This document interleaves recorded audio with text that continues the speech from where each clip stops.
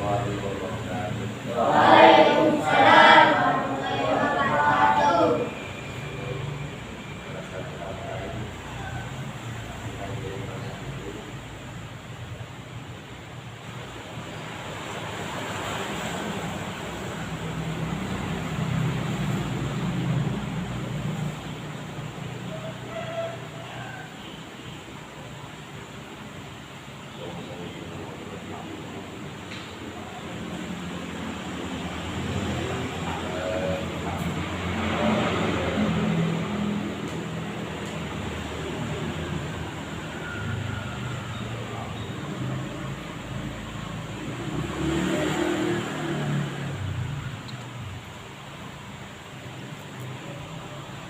Bismillahirrahmanirrahim.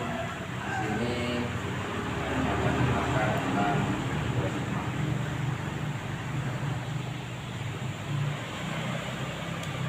Dzabihah itu menyembelih. Ini semua calon-calon sudah besar ya. Sudah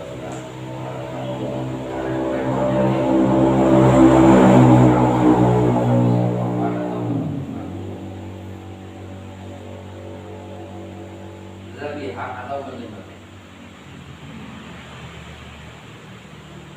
Dalam ungkapan lain, dzabihah disebut zakat. Cuma lain ungkapan saja. Jadi dzabihah itu dalam ungkapan lain juga disebut zakat.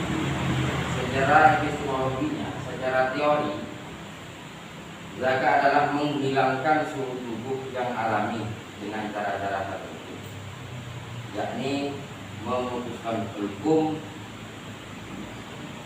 saluran pernafasan dan mari saluran makanan.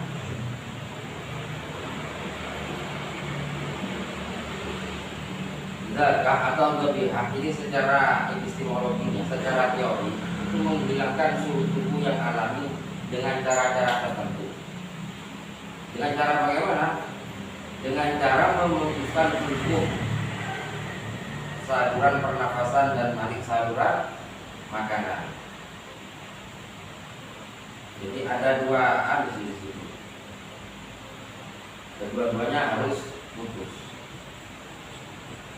Yang perlu kita ketahui rukun-rukunnya menyembelih.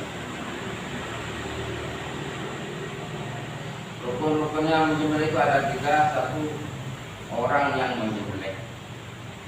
Nomor dua, pekerjaan menyembelih.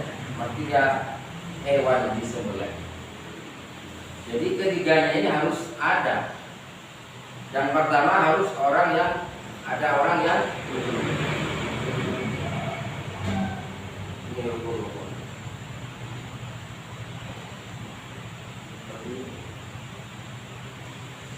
Yang pertama, orang yang menyembelih harus ada. Nomor dua, pekerjaan.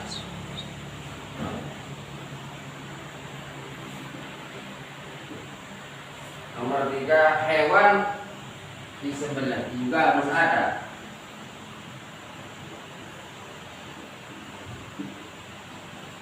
Ini untuk rukun-rukun menyembelih. Jadi kalau ketiga rukun ini kurang, jadi gak sah, sebenarnya gak bisa. Ini ketiganya ini harus secara waktu bersamaan ini harus ada. Satu, orang menyembelih harus ada. Nomor dua, pekerjaan pun harus ada. Nomor tiga, hewan disembelih juga harus ada. Paham ya?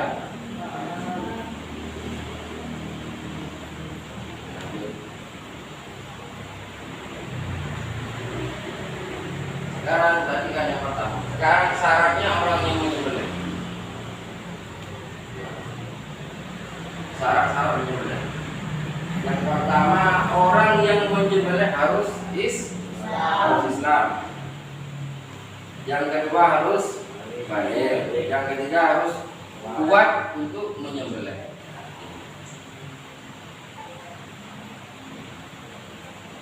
Jadi syaratnya orang yang menyembelih pertama harus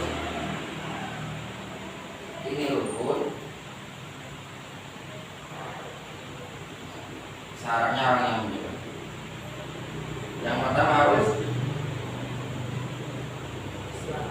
Islam. Yang kedua, harus baligh. Yang ketiga, kuat untuk menyembelih.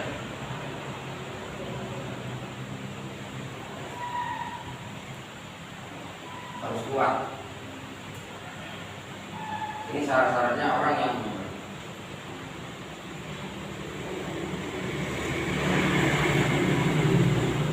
Menurut pendapat utama, hasil penyembelihan orang kafir kitabi, yakni orang kafir Yahudi dan Nasrani, halal dimakan orang Islam dengan syarat orang tersebut sah dinikahi oleh orang Islam. Ini sebagaimana yang termaktub dalam kitab Al-Iman. Ini dipahami dulu ya. Jadi syaratnya orang menyembelih ada 3. Syarat yang pertama harus Islam, harus baligh.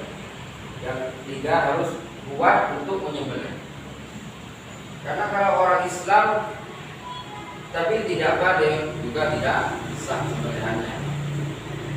Sudah baligh tapi tidak kuat untuk menyembelih juga tidak sah. Jadi ketiga syarat ini harus dimiliki oleh orang yang menyembelih. Pekerjaan menyembelih. Sekarang pekerjaannya. Yang kedua, menyembelih dalam kondisi normal. Nomor 2, menyembelih dalam kondisi darurat, bukan dalam kondisi normal. Nomor 3, penyembelihan janin dalam kandungan hewan yang disembelih. Jadi pekerjaan juga ada 3 macam.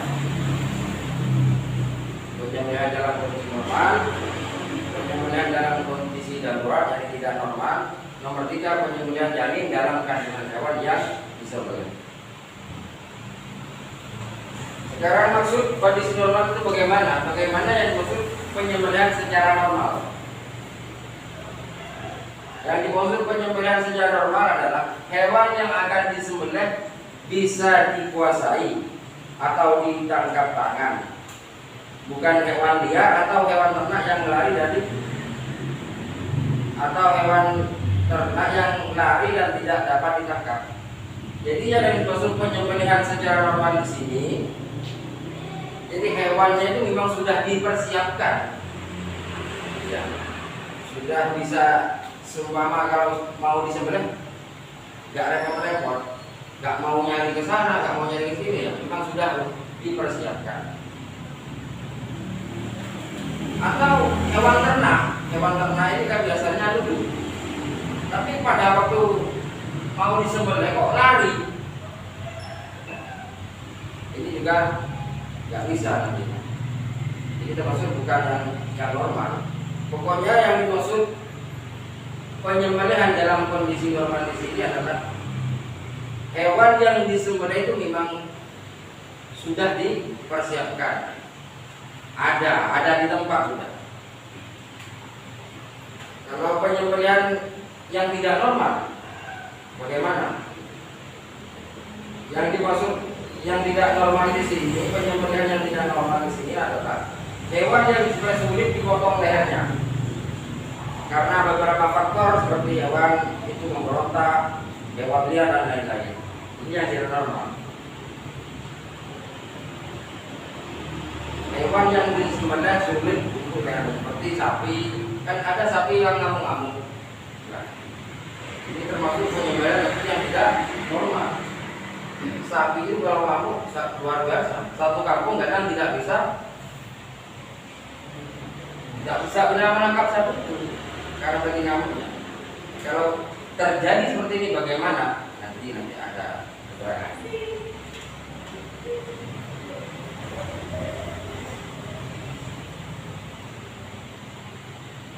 Sekarang cara menyembelih hewan dalam kondisi normal yang di bawah ini.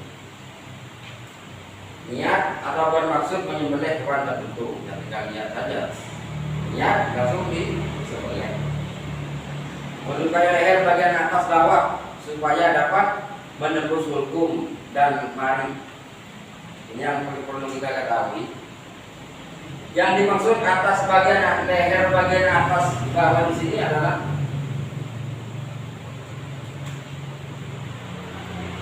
saya contohkan ya, seperti umpama ayam atau bebek. Ini aja sudah cukup ya.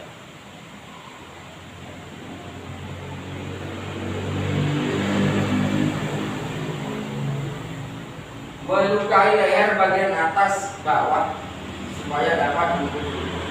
Yang dimaksud atas di sini. Nah, ini ada dua saluran. Yang pertama itu saluran untuk pernapasan, yang kedua saluran makanan. Ya, kedua-duanya itu harus putus. Kedua-duanya harus putus.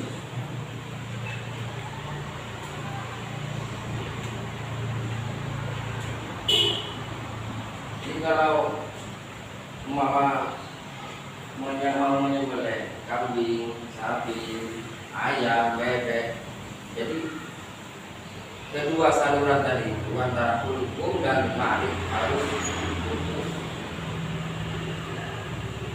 Kalau tidak putus bagaimana?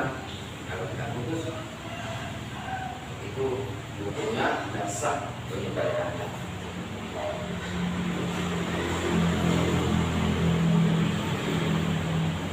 Cara penyembelihan dalam kondisi tidak normal. Yang tadi itu penyembelihan yang secara normal, gampang, memang tidak diperlukan. Niat atau bermaksud menyembelih hewan yang dituju melukai bagian tubuh manapun sekiranya dapat menyebabkan kematian.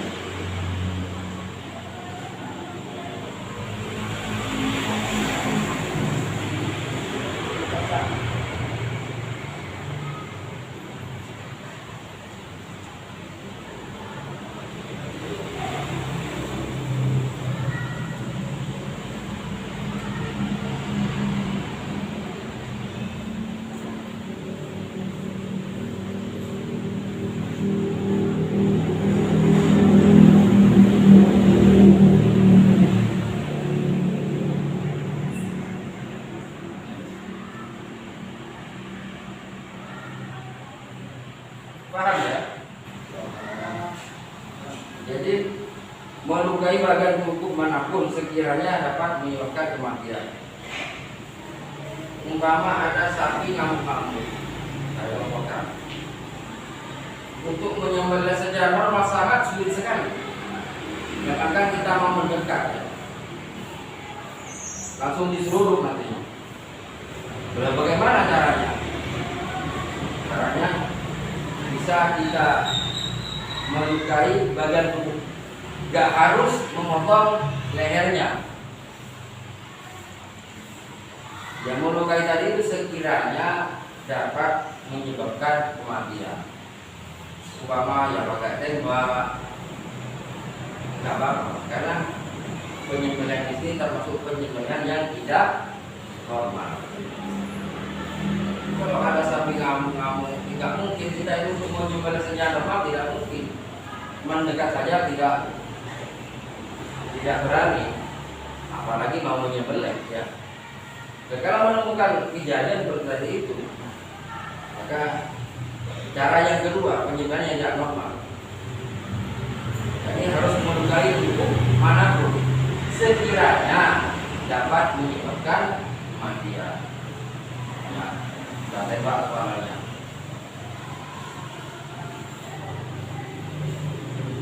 Paham ya? Dua hal yang wajib diperhatikan dalam menyembelih. Memutus hulkum, jalan keluarnya masuk nafas dapat tenggorokan. Yang wajib kita perhatikan dalam menyembelih, baik itu menyembelih sapi, unta, kambing, ayam dan lain sebagainya. Ini syaratnya harus putus antara hukum dan mali. Yang kedua, memutus mali jangan keluarnya masuk makanan lewat tenggorokan. Jadi kedua-duanya harus putus. Namun demikian menurut Imam Al-Isdafri, penyembelihan yang hanya memotong salah satu dari hulkum dan mari sudah dianggap hukum. Perbedaan. Menurut pendapat Imam Isdafri, penyembelihan yang hanya memotong salah satu dari hulkum dan mari sudah dianggap hukum dan berstatus sah. Kalau menurut Imam Isdafri di sini tidak harus putus kedua-duanya, melainkan putus salah satunya atau putus hulkumnya saja. Untuk marinya tidak putus itu dianggap cukup, dianggap sah. Tapi ini menurut pendapat Imam Isdafri. Enak kalau ulama berbeda pendapat, yang enak itu kita ya. Mau pilih yang mana? Asalkan ada yang diikuti. Alasannya apa yang bisa menyebutkan putus salah satunya dari itu? Alasannya hewan tersebut dipastikan mati. Ini alasannya Imam Isdafri di sini. Menyebutkan putus salah satu antara hulkum dan mati.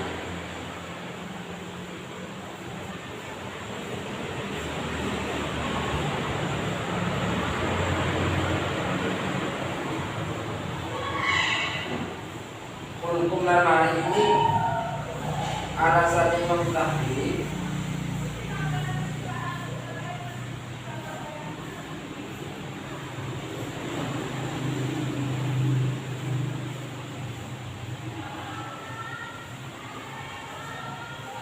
karena hewan tersebut kalau sudah putus salah satunya sudah dipastikan mati. Jadi keterangannya lihat di kitab Rawdul Mu'allifin di 188. Sedangkan memotong dua urat besar punggung darah dan leher yang ada pada sebelah kanan dan kiri leher, hukumnya tidak wajib tetapi sunnah. Ada hewan ketika disembelih hulkum dan marahnya itu kita sudah putus, kedua-duanya sudah putus, tapi masih kuat, masih hidup. Saya contohkan ya, seperti bebek, kambing, sapi, bebek yang ini ada dapat diterima. Bebek itu kalau kita memutus hulkum dan mari saja, itu akan lama waktunya. Bebek akan tetap berdiri begini aja. Ada yang lari, padahal kedua-duanya sudah putus. Ini termasuk yang kuat, meskipun kedua-duanya ini sudah putus.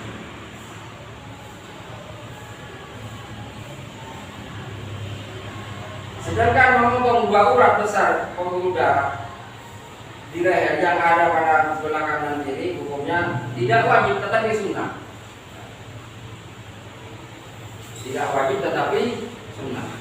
Nah, kalau kita mau memotong bebek, kedua urat yang ada di sebelah kanan dan kiri harus kita putus. Itu hukumnya sunnah. Kasihan kalau bebek itu kalau lama-lama tidak tega. Jadi keduanya ini sebelah kiri, sebelah kanan dan kiri. Ini harus putus semua urat-uratnya. Kebetulan pekerjaan saya adalah pekerjaan menyembelih. Profesi saya itu menyembelih. Jadi paham betul mana hewan yang kuat. Kalau seperti ayam, tinggal memutuskan hulkum dan mari sudah cukup. Kalau seperti bebek, ya kan, urat yang ada di sebelah kanan dan kiri harus putus juga. Tapi ini hukumnya sunnah. Ya.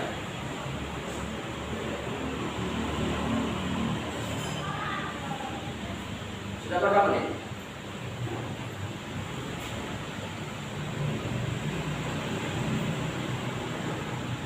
Nomor 6, syarat putusnya hulkum dan mari. Keduanya harus putus dalam sekali pemotongan. Ya, ini caranya. Jadi ketika kita menyembelih itu harus sekali pemotongan. Oleh sebab itu, jika dipotong lebih dari satu, maka caranya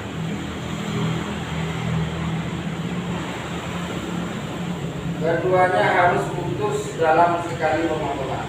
Jadi hukum dan mari itu harus sekali pemotongan. Harus putus, kedua-duanya harus putus.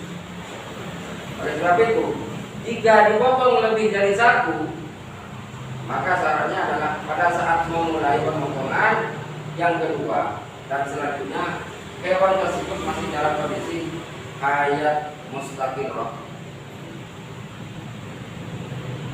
Jadi kalau hukum dan mari tersebut hanya putus sebagian, kemudian diteruskan pemotongan yang kedua, padahal hewan itu sudah dalam kondisi harakatul mazbuk, maka selanjutnya bangkai yang haram dimakan. Ini yang dimaksud hayat mustaqirrah nanti diberikan pada keterangannya. Apa yang dimaksud hayat mustaqirrah atau harakatul mazbuk nanti diberikan keterangan. Maksud sekali potong atau daf'an wahidan, kalau istilah kitabnya itu daf'an wahidan, sekali pemotongan. Sejak pertama menyembelih sampai putusnya hukum dan mari. Alat pemotong tidak lepas dari saya. Yang dimaksud daf'an wahidan itu kita dulu memotong satu kali potongan. Dan alat yang kita potong, mama kita kalau pakai pisau, pisau itu tidak langsung diangkat, harus potong, harus dibiarkan di lampu, tidak langsung diangkat. Sedangkan mengangkat alat pemotong lalu segera dikembalikan pada layar hewan untuk melanjutkan pemotongan atau segera berganti alat potong karena tumpul misalnya, mama ada kejadian pisaunya enggak lanjut ke Jawa ini. Maka kita biarkan satu kali potong.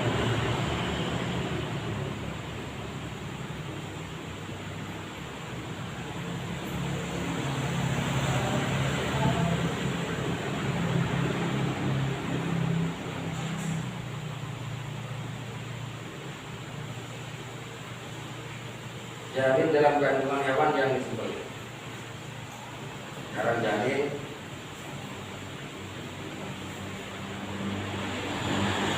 dalam kandungan hewan yang disembelih. Karena ada hewan mati,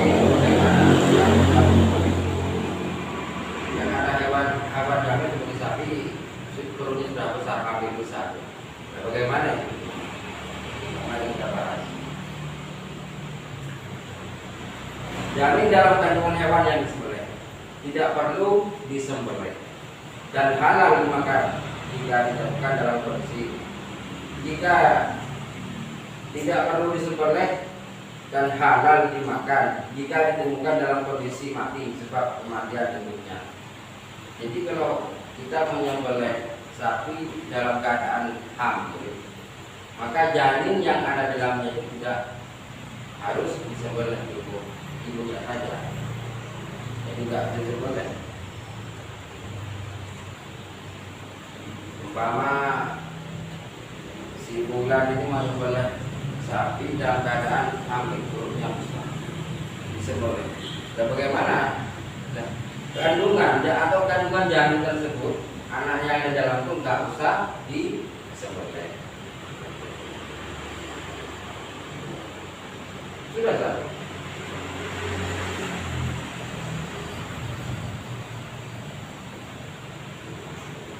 Harus disembelih secara normal jika ternyata masih hidup dan terdapat air seperti itu.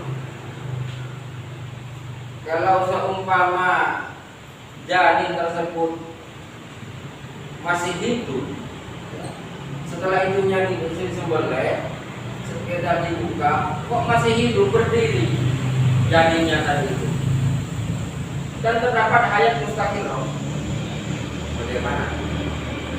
Maka harus disembelih. Paham ya?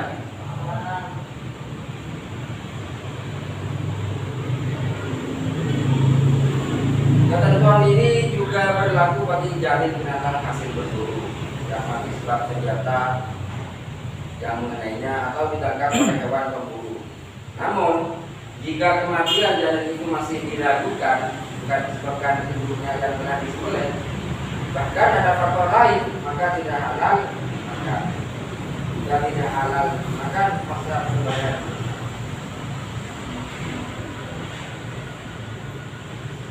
Janin tersebut diketahui masih bergerak-gerak dalam perut induknya dalam waktu yang lama, lalu berhenti. Sebagaimana pada pasien Abu Muhammad Al-Juwaini yang didukung oleh Imam An-Nawawi dan Al-Albani. Cara itu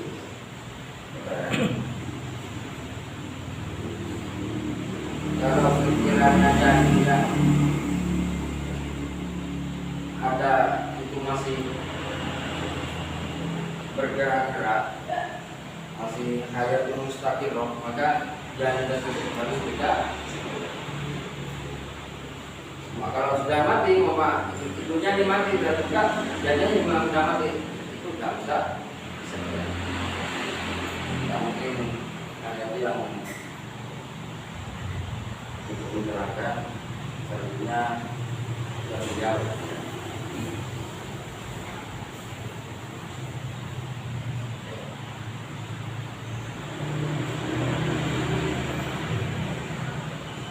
Al-Fatihah.